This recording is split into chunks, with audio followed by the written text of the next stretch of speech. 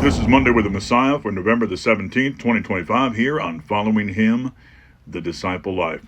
Let's take a moment to consider John 6, verse 11.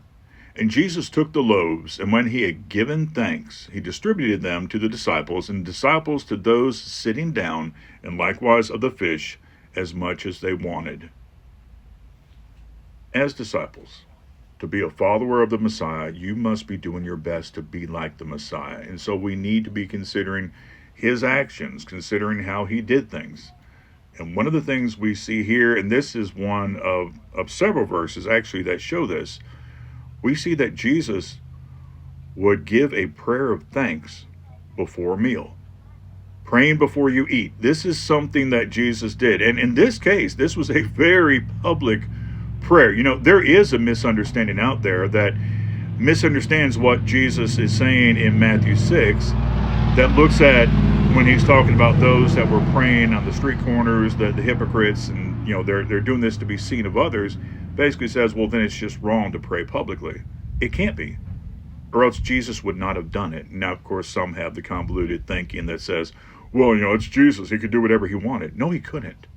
No, he couldn't. He was here under the law. He was here in submission to the Father.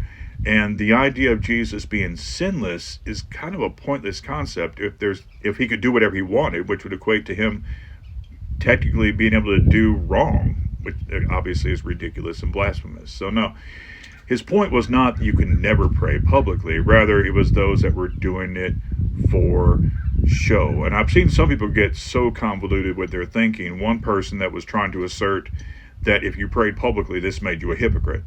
That is completely illogical reasoning. Just look at what it says. It's talking about the hypocrites that were doing these things, out of their hypocrisy, to be seen by others. There was no, the implication being they had no real spiritual connection there. This was not done out of any sincere faith. This was just their righteousness being done to be seen by others. So we really need to be careful with how we divide the word, make sure we rightly divide the word, how we dig into the text, make sure we're not misusing it. So all that being said, despite what some might think about Matthew 6, no, we should be praying publicly, and in this case, giving thanks before a meal. So what does this mean in practical terms? Pray before you eat. This is not just a tradition. I think some seem to think, well, this is just something we've kind of always done. Well, it may have become traditional, but that doesn't make it any less scriptural, and definitely doesn't make it any less Christ-like if you are not doing it for show, and you are staying in accord with other scriptural ideas as well.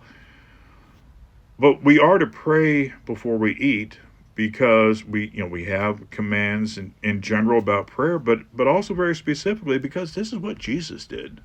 And as his followers, we're going to do things the way he did, including pray before you eat when you're in public. What do I mean by that? I mean when you're at a restaurant.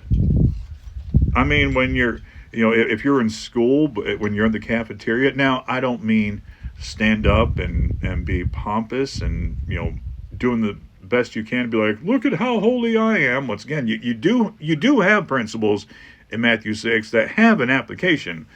Don't be doing it to be seen of others.